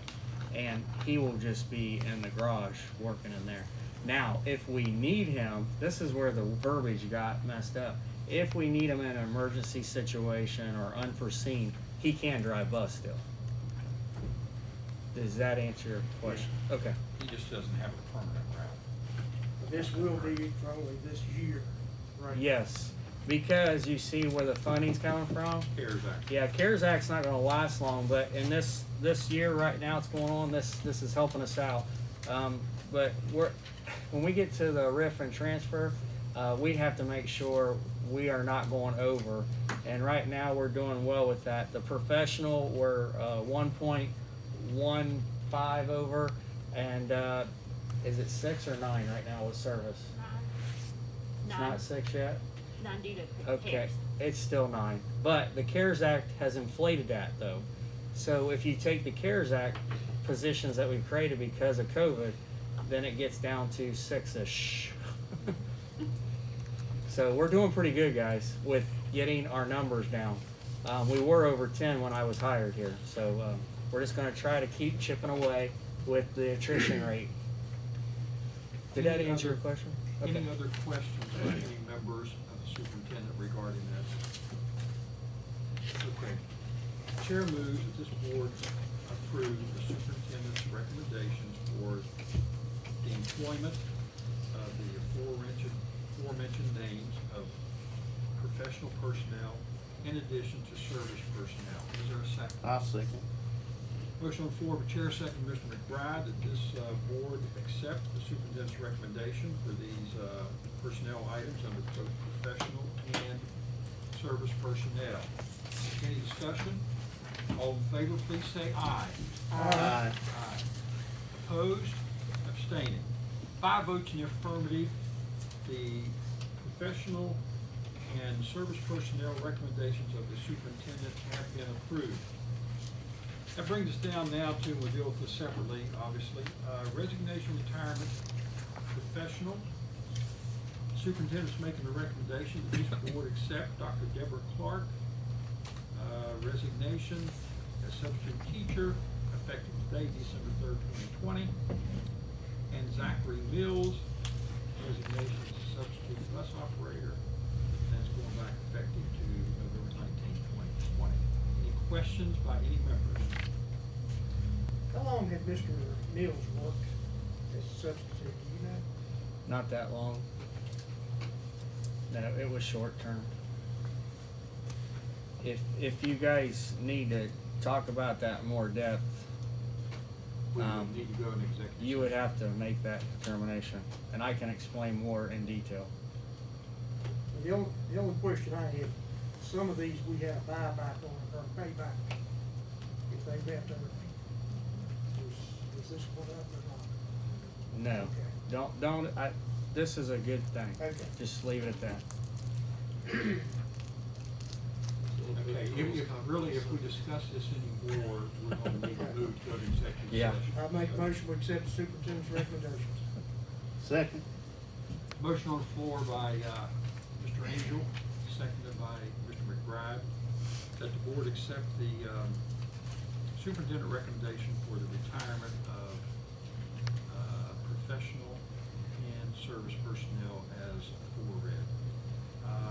Any discussion? All in favor, please say aye. Aye. Aye, opposed, abstaining. 5 votes in the affirmative, we have approved the superintendent's recommendation for the resignation and retirements posted on the agenda. And, Mr. Angel, I wasn't meaning to cut short. No, You no, wanted no. to- you wanted to Do go ours to first. it, But No, I just, I it's fine. felt like we We'll do might ours be getting first, close to but- something there. Who else is- We wanted to talk more. we do She and I, executive treasurer session. report. Okay. You need to use that? No, Okay. We'll go to item 15, approve in and out of county requests. there are none. That's good. Item 16, Superintendent's Report, Treasurer's Report. Real quick, before we do treasures and Mr. Lester's, just want you to know with COVID numbers and everything that's going on, at this point in time, we're gonna go back in, we've had the last couple weeks with remote learning. The next 2 weeks and 2 days, we're gonna go back to the 2 days, Monday, Tuesday, Thursday, Friday. The next 2 weeks will be full weeks, but the last 2 days, right before Christmas break, I should say last 3, but that one day is a Wednesday, so really kids won't be coming to school with that day. But that Monday, Tuesday, Wednesday. Monday will be Monday, Tuesday students come to school that day, get their 10 days of meals and whatever they need with their assignments, and then go on Christmas break. The Thursday, Friday kids come in Tuesday, do the same thing, and then on Wednesday, if you're an option 2 kid or option 3, you can come to the school and pick up your meal on Wednesday. Does that make sense? I know it's kind of convoluted, but That does to me. what I'll do is on Sunday, I'll send that out to you guys on my weekly report, because that's not going to hurt any sunshine law. That's just the facts of how we're dealing with things. The staff already knows this, but basically, if we have snow and we can't get students to school because of that on buses, we do not have snow days this year, but we do have remote days. So it automatically becomes a remote day. Does that make sense? Because I don't know what the next 2 weeks and 2 days are going to have, except a lot of excitement. People just jacked up about getting off for Christmas break. I get that. That's the time of year. 'Tis the season. So I just wanted you guys to be aware, as long as we're doing the green, which Summers County is looking pretty good, or yellow, we'll just continue to go to school the next 2 weeks and 2 days, and we'll go from there. We will let students and parents know of that Monday, Tuesday group on that Monday, and Thursday, Friday on that Tuesday, for the 2 weeks of food and assignments. And then that Wednesday, if you're an option 2 or 3 kid, you can come to the school and pick up your meals and go from there. Also, if you're a student, or if you're not a student of Summers County, but you reside in Summers County and you're 18 and under, you also get a free meal regardless, because the summer program has been extended throughout the year. So if you're like at a private school or homeschool, you also get food on Wednesday as well. I just want people to understand that summer program was extended for all all children under the age of 18 and under that do not come to our school system, but you are allowed to come and get food on a Wednesday for those 2 weeks. I know that's convoluted. Does that make sense? If it doesn't, I'll answer. Kenny, you're... If we should have a snow day Monday, Tuesday, they could pick all their lunches up on Wednesday. Yes. We had to.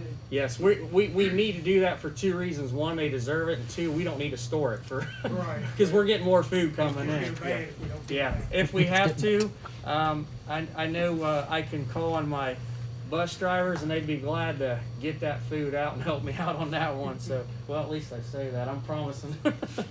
But that's one of those things that could happen. Yeah. We just had some bad weather here recently, but we were already remote.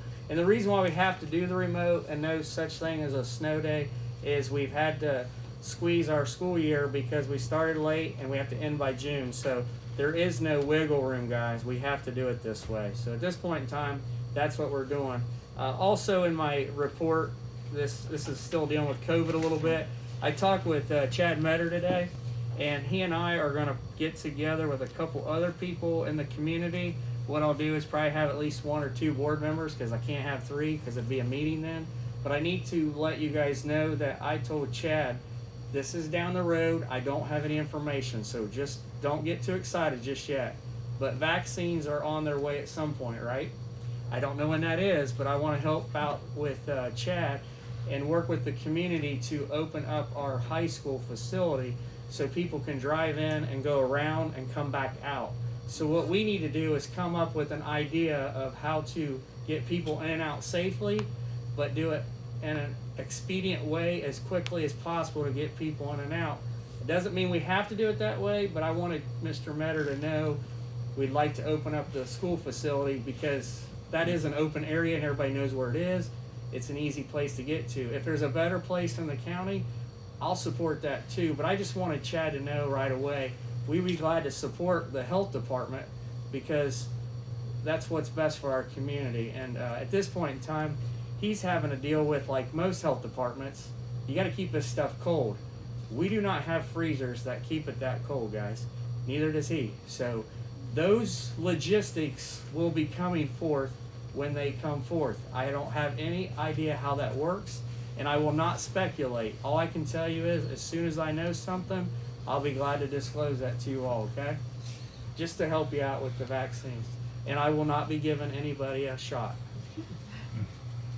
I do have experience as a diabetic, but you still don't want me to give you a shot. Although, Mr. Duncan, no, you don't want me? I'm in good mood, so go ahead. Okay. I'm just giving you a hard time. That's it for the COVID update and the next 2.5 weeks of school. Ms. Crook and I would like to give you the treasury report. You should have a copy in your packet. I'm going to yield to her, but if you guys need anything clarified, we'll be glad to help you all out. The good news is we're starting to see more black than we are red, but we are trying to be really conservative by saving as much money as we possibly can as we move forward. Okay, so in your packet you all have 3 months.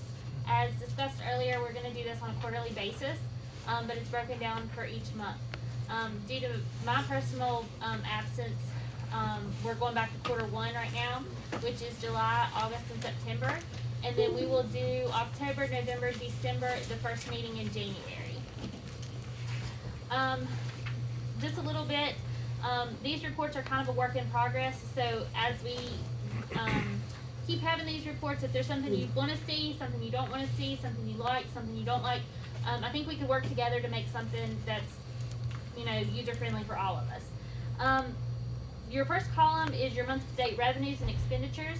Secondly is your year-to-date revenues and expenditures. On the top item where it says revenues, the beginning fund balance is not included. The reason it's not included is because I want to have audited beginning fund balances. The auditor should be here in July, or not July, in January. Yeah, that's way off. In January. And once we get those audited fund balances, then I will add those to these reports so we have those numbers. But going through July, August, and September, we are still, we have more revenues than we do expenditures to the tune of approximately, where's my number? It was approximately 1.5 million. So we're pretty good on our cash flow right now. As September, our cash balance, which is our bank balance, was $1.6 million. That was while I was out on maternity leave. No funds had been drawn down. Whenever I checked the bank balance on November 30th, we are approximately at 2.2 million. So we have a pretty healthy cash balance currently. Also, this is not in your packet, but I did want to note that since July, for the first 3 months of the year, we had interest of $4,186, which in years past we were only getting about $300 to $400 a month in interest. So $1,400 a month in interest is pretty good with the size of money that we have. Yep. Also included, the last 2 columns are a comparison of the year-to-date for the prior year. So you can see where we stood from 2019 in comparison to 2020. Our revenues are up, and so are our expenses, but they're kind of going hand in hand. They're pretty even whenever you look at it that way. Also included, something just for your information, are the school balances. So you can see what the cash balances are at the schools. You have those from July, August, and September, and you can see that the balances are pretty, there's differences depending on the school. And the high school balance is kind of large, but you got to think they're running all of our sports, all the football, the equipment. Athletics is not cheap, so they do have a larger balance there, and they're also running all of the concessions for all the sports as well. That's kind of what we have in a nutshell right there. I don't know if you all have any questions, any concerns, anything you'd like to see different. I'm open to any suggestions. Jumping Branches struggles are pretty much because they didn't get their carnival in this morning. That is correct. We did, the central office has helped with the Title I funds to pick up some of their expenses so that they don't have that, issue. And Hinton Area also did receive a grant from Hinton Area Foundation to help with some of their expenses. So that has helped, but they just haven't been able to have those fundraisers. When Ms. Crook and I were talking, I said, I'm gonna be one of the board members. Did I not ask that same question? You did. That's sad that you and I are thinking a lot alike. Also, if you look at the Summers County High, you have that 174, I'll round up, $1,000. Do understand that they're gonna get hit pretty hard because with COVID, there was not any funds that were brought in with concession or any athletics at all. We were in the red. We're not the only ones going through that. We cannot use CARES Act money unless we get something in writing that says we can use that. We cannot use it for athletic funds like that, okay? It'd be nice if we could use it for something like that to cover that cost, but until I hear it, or actually see it in writing, I should say, or hear the attorneys tell us we cannot use CARES Act money to supplement athletic sports right now. Has there been any talk from the State Department or from the governor that you're aware of that they may do something in the future in all 55 counties regarding athletics that have gone on and haven't been able to garner any revenue? I know I heard that once. Have you heard anything else? The only thing I can say is it's speculation, and so I'd rather not speak about it because it's only going to work people I didn't read up. all these details here. This is reflective of CARES Act money we have, right? Well, there's all 4 of our different funds. We currently have 4 different funds. Okay. We have our general fund, which is all county money. Okay. And that's where we get our tax revenue comes in. Fund 51 is capital projects. That's our SBA project at the high school. So if we do not have an SBA project, we don't have a Fund 51. Fund 61 is special revenue. That's your Title I, some of your secondary, Perkins money, child nutrition. That's all of those funds. They're federal funds. And then the E-Surface Fund 71. So it's broken down into each of those different funds with what revenue we've had and what expenditures we've had. We do want to keep Fund 51 for 10 million. So I have 10 million reasons why we need to keep that fund going. So that's a good question, Mr. Duncan, on the fund questions. Okay. We're looking forward to both your presentation and the answer regarding those 10 million things. All right. He just wanted to get me back. Could you tell? Ms. Crook, is that Yes. your report? Okay. That brings us to item 17, discussion of next agenda. Wait, I got to call 30-second timeout. Okay. Mr. Lester has worked hard to give you guys an update on Bobcat Connect and a survey. Remember, we kicked him down. Yeah. He's done a great job. Look at this, guys. He is ready to serve you all. But while Mr. Lester's coming up here, I wanted him to give you 2 big updates. We talked about this at the last board meeting or 2 about the Bobcat Connect and who's all using it. He will give you an update on the usage of our 8 spots, and then he's also going to give you an update on what the community's perception of us is the first quarter as we've educated their children. And so this is perception. We've redacted names because we want to protect people's point of view, positively or negatively, of how we are doing. So those are the 2 things Mr. Lester's going to go over with you all. And just for general information, Bobcat Connect are 8 hotspots and provide internet access out in the county in places where there's not internet. Right. Correct? Yeah. Okay. That's good. And that was our CARES Act money we used to try to fill that hole in with. Go ahead, Mr. Lester. So I have a job come tomorrow. I'm going to move under the hurry up offense here. So if I'm going fast, please excuse me. When we first started this one-to-one project, we spent $90,500 in hardware alone for student devices in 1 year. This, the previous fiscal year that we just closed out, it was cut by almost $10,000. the 90,000 did not include coverage for the repairs that we were having that at that time equaled $13,000. I made a projection to you guys that we could do it for around 72,000. So I'm about 9,000 over, but still 10,000 under. And all of the damages and this $20,000 that was repairs for that year, every one of the devices that gets damaged by the students, we have documentation, and that was all covered by the vendor and agreements that we had. So it was 90,000 plus 20,000, and we're holding at about 80,000 for 1920.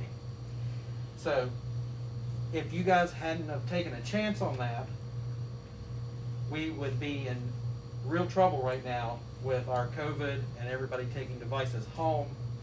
So I wanted to thank you guys for doing that. All right.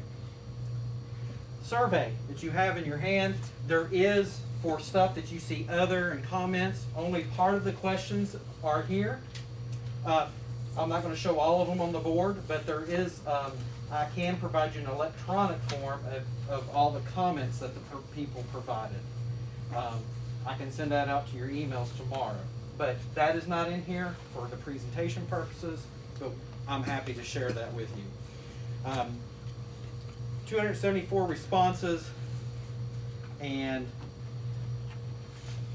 these are the grades that the responses came from. Remember, these are families, so parents may have more than one child.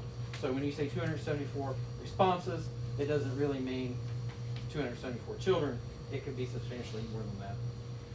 And the school breakdown, of course, Somerset County High School had the majority of the responses.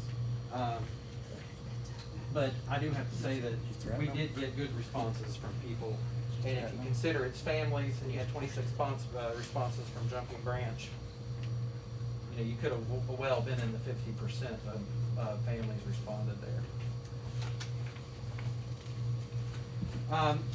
We have a lot of online services that we purchased and have trained our teachers on before the year started due to COVID, and we wanted to know what services and online applications that our teachers were having them use. This is what the parents responded back, and Google Classroom, live grades, and we can see the responses on what people are using: electronic textbooks, resources, Reflex Math, Freckle, and all of those. We spend money on these things, and we need to make sure people are using them. Questions on whether teachers have conducted live classes for option 2 students, how often your teachers have conducted live classes. That information's there. About how online assignments have been posted, whether it's a consistent time or not. Do you feel the Sunday update calls? And I have to say, it's very encouraging to know that everybody pretty much likes to hear Mr. Warvel's voice on Sundays. I wouldn't agree to that. We've got very good feedback for those announcements. One of them said, we would like you to start including text messages in some of your announcements that were in the actual text comments. We have already turned on texting starting December 1st, so we've made good on that feedback option. So we're trying to pick out these things that we can change and move forward and help communicate better. There's one good thing, and I'm going to move fairly quickly here. This graph shows a comparison between our option 1 and 2 and our proximity option 3 statistics. This is a Likert scale, so you can see on a scale of 1 to 5 how they like our communication, our teachers' communication, our board office's communication, how well they understand in Google Classroom, as well as proximities, which we've contracted with to do our completely virtual option, and how they like that environment. These are the hotspots this is the usage. The first bar for each location is the users per day. And a lot of them have one user per day or two. And the second bar is the total number of users that have connected to that site in the last 30 days. So Penn Springs have had 7 students connect. These are devices. Only our pre-programmed devices can connect, so we know it's not other devices that are in the community. These are actually Summers County Schools devices. So the high mark is 7 students are being served. No one has connected to Ellison in the last 30 days. Any questions? It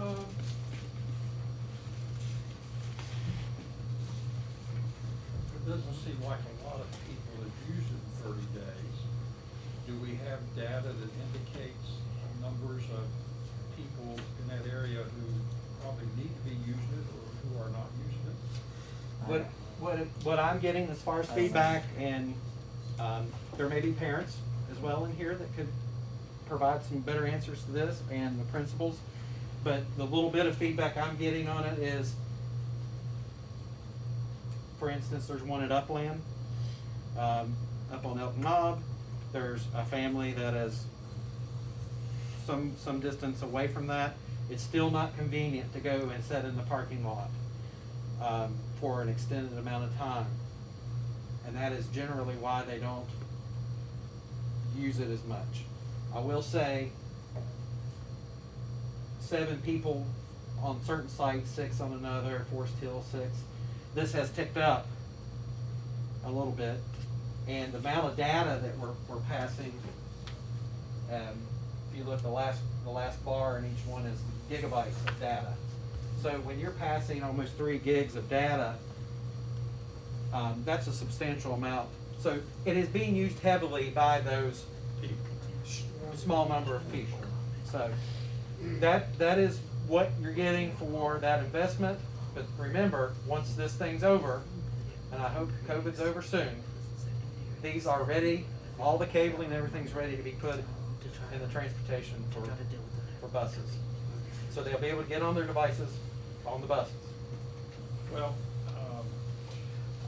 we've made an effort to provide the service in these areas, and we've done that, and so we're doing the best we can, and the people who are availing themselves of the services are using it quite a bit, so I would think that's fine.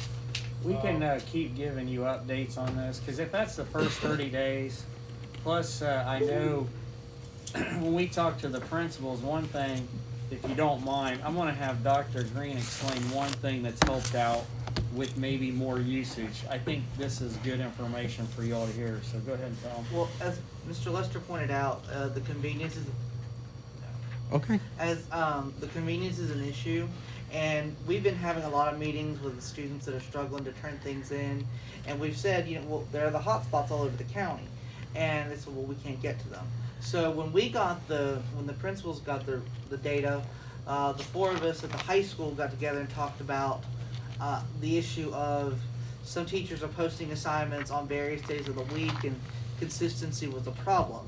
If you have limited transportation, then getting to that hotspot multiple days a week is going to be a problem.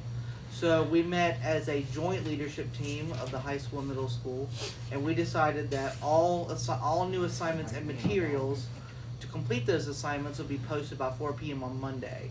So, and we've begun putting that information out on our Facebook page and other places, and we think that utilization of the hotspots will increase now that there's some consistency, and secondary families know that they need to go, Monday evenings to turn in work and download new work. So we think that the hotspots are great, and we think now that we have a consistent schedule that you'll probably see more utilization of that resource.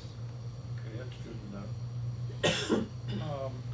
Thank Do you. you have any idea of how many are taking advantage of the low-cost internet service? Or has anybody? So the options I sent out for low-cost internet service, the feedback that I've received from, I know a couple of parents, I've talked to them on the phone, and it seems to be very difficult to deal with the nonprofits that they had to go through to get it. I did field a call about the Verizon Connect project, as well as a board member reached out to me. We are on that list, but one thing to remember about the Verizon project is they have bought Sprint. They have not merged the network here with Sprint. Yeah, T-Mobile, excuse me. Yeah, thank you. T-Mobile. But the problem is Sprint's network here in our area is not a native Sprint network. It's actually built on the Shentel network. And T-Mobile is in the process of buying them as well. And all of this information is from the representative that called us back from the application that Mr. Warville submitted at the beginning of the year. We can't take advantage of it yet, but we're on the list. We have definitely lifted up that rock. We try to get in that application early, but there's always devil in the details, and we have to be careful on what we can do as a public entity and how we can serve our people without showing favoritism to certain families and all that. And I'm not into being a landlord for people, and I can't get into all that stuff. And then all these mergers that are happening, this is a headache across all 50 states right now with the federal government and also our state government looking at broadband usage in our own state. So the only thing I can say is we're trying. We will give you more updates as we can because we want to get more feedback from our families. I thought our survey results that came back were pretty good as far as the quantity that came in, and the quality of people's responses were not anything that we disagreed with. I mean, really, we've never gone through a pandemic before, and we're trying to deal with this. But long story short, I just appreciate Mr. Lester's efforts on trying to make things happen and keep it within the legalities of what we're allowed to do and what we're not allowed to do. So we'll update you some more, probably in January. And also, these numbers don't include the hotspots that are at the schools. Correct. And the parks. So That's you true. additionally have people utilizing those hotspots as well. And I would think that a lot of parents would go to the schools just because they know that Yes. that the one is there. You're going to get the best connection at the school. Right. You got to remember it's using the fiber backbone that we pay and get E-rate connection for back to the State Department. But these ones are intentionally placed in low population areas, which you would think wouldn't get used as much. But I'm all for instance, if you have the one at Ellison Ridge, if we think that it would be better suited, move slightly somewhere else in the Jumping Branch area, we need to know it. People need to tell us, and we can do that. Superintendent Warwell, you have these responses in the survey you did, and it's like a very thorough survey you did. You asked a lot of questions. I'm assuming now you're going to be evaluating them, and it's fair to say, I think, I'm looking at it, you probably have some work to do. Yeah, and we disclosed this. I can say Mr. Lester did a great job of, I gotta give him all the credit. He just makes me look good. I really didn't come up with any of it. I'm gonna tell you that, and I'm not gonna take credit for that. All I can take credit for is I'm keeping him reined in to help me out here. That's all I can say. I'll pick on you later, Mr. Lester. But our principals, we did disclose that to them for them to give it back to their building so their teachers can look at it. And it's not to pick on anybody. It's just some data for people to know how the perception is of our county. That's all we're doing. Nobody's going to get in trouble or be evaluated by this. It's just what you do. These companies that we all deal with, there's always a survey. When I go to Rural King, they're always like, would you fill out this survey? There's always a survey, guys. And so we're just doing the same thing with customer service on what do people think about us as an educational institute. So this is good feedback right now. So we're going to use it. And do keep in mind that you rarely hear from people when they're happy. We had a lot of like good responses.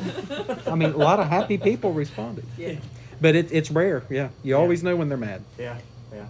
Superintendent Warville, is there, based on your all's analysis of this, is there some need for some additional training with personnel on News Ellen?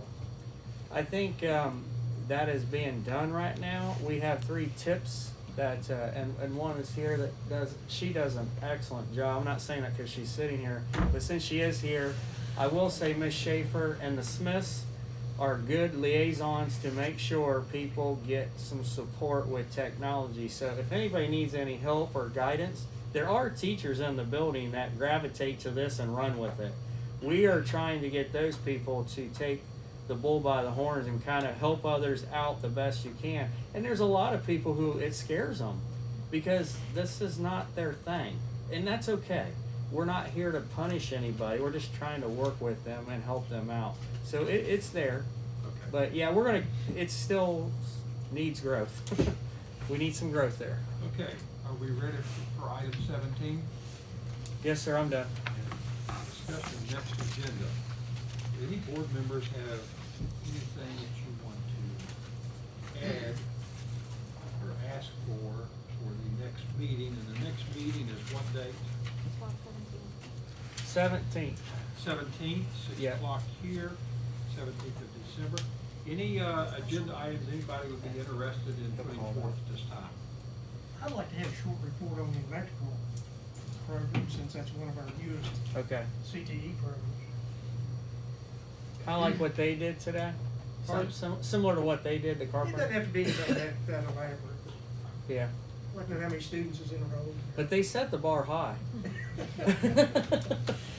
I can tell you, the other night I was down there, the electrical CTE teacher was working late. There's some lumber or something came in and he was down there taking care of that. And he wanted me to go in and see what they've done. They've done a lot of work and showed me how they have everything set up. And I can tell you, he's very excited and he's getting more and more into this now that he's actually able to have his own space. And he bragged on a certain number of his students who are really getting involved in it. So this is a walk before you run program, but I think it's off to a good start. And I think Mr. Price is a good person to be leading that. And he's enthusiastic and he's interested in it. So I think he's doing a good job. So, We I can think do it's that. good to have a report on that. And what I'll also do, since you're making me think about the CTE programs, we could also give you an update with Melissa Fox as the new LPN instructor. Maybe have her come in. We are working with the hospital right now. The hospital's doing a great job giving us some room for classrooms and doing clinical work. So it's pretty exciting. Tomorrow morning, 8 o'clock in here, we're all getting together and we're all going to get on the same team. And we're going to do a good job of getting out of the way. Mrs. Fox she's gung-ho, man. And the best thing I can do is just step back and let her run the course. She's going to start the new year in January 4th. And we have been able to work the hours out where we can get it done in 12 months. Now, that's the goal, 12 months. If we can do that, that'd be great. If we can't, I understand. But I don't want to make promises it will happen. I'm saying it's actually an option right now. We can possibly get it done in 1 year. So we're excited about that. So we'll get you an update on that in January, and I'll have Ms. Fox talk to you guys about that program as we get it going. So, and we're just excited that Mr. Dangerfield at the hospital is wanting to give us room and work with us, because that's a great environment for them to get their clinical work done. I know Melissa was concerned about the room, so that's pretty good. Yep, we're good. We have 2 items been requested, an update on CTE, also on the LPN program. So those will appear, I'm assuming, in the superintendent's report, and may have Literally next year. Next year? Yes. Okay, all right. Whatever you say. But not on the next meeting? January-ish. Okay, all right. But on the CTE next, Yeah. you said, okay. We'll get in January. Any other requests by any other members? I would like to, let me ask you a question now, so we'll see if we can put this on there. Are you at a point where you would have any data and numbers as to, over the course of a year, potential savings on not having to do utilities at the old middle school building? Are you in a position to give us a report on that or not? If you're not, I understand, but. We could give, I could give it give numbers. I don't know if we're at a, great place because we have been in the building and we're still utilizing, you know, we are in and out of it, but I can give you some numbers, yes. Is that something you might like to do after the first year, so you give you some more time? I know you got a lot of other things. Yeah. I think we need a little bit, a couple more, give you something more.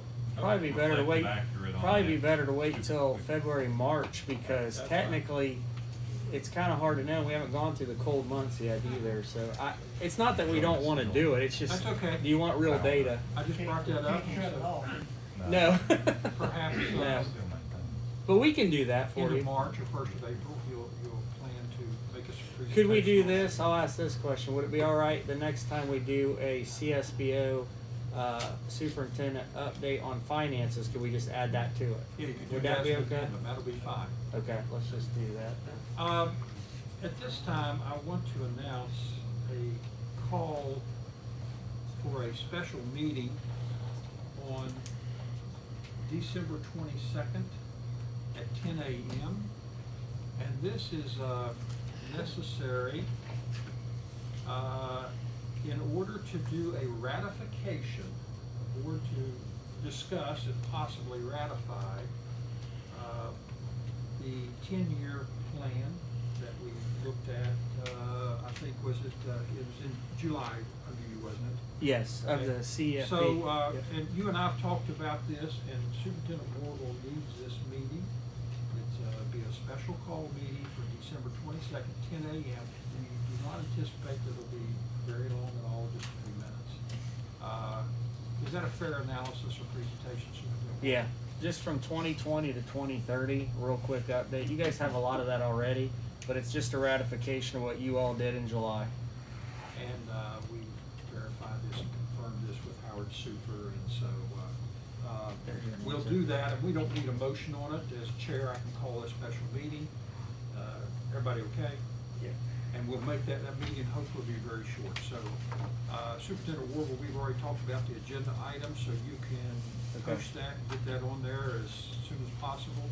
Special meeting on December 22nd, 10 a.m. here in the board office, and to deal with that ratification 10-year plan. Discussion and possible action regarding ratification 10-year plan. Anything else? Superintendent Warble, anything you want to bring up? No, we've been here long Do enough. we have, but we're Ms. good. Farley, you're on. I make a motion, we adjourn. The time is now 8:00.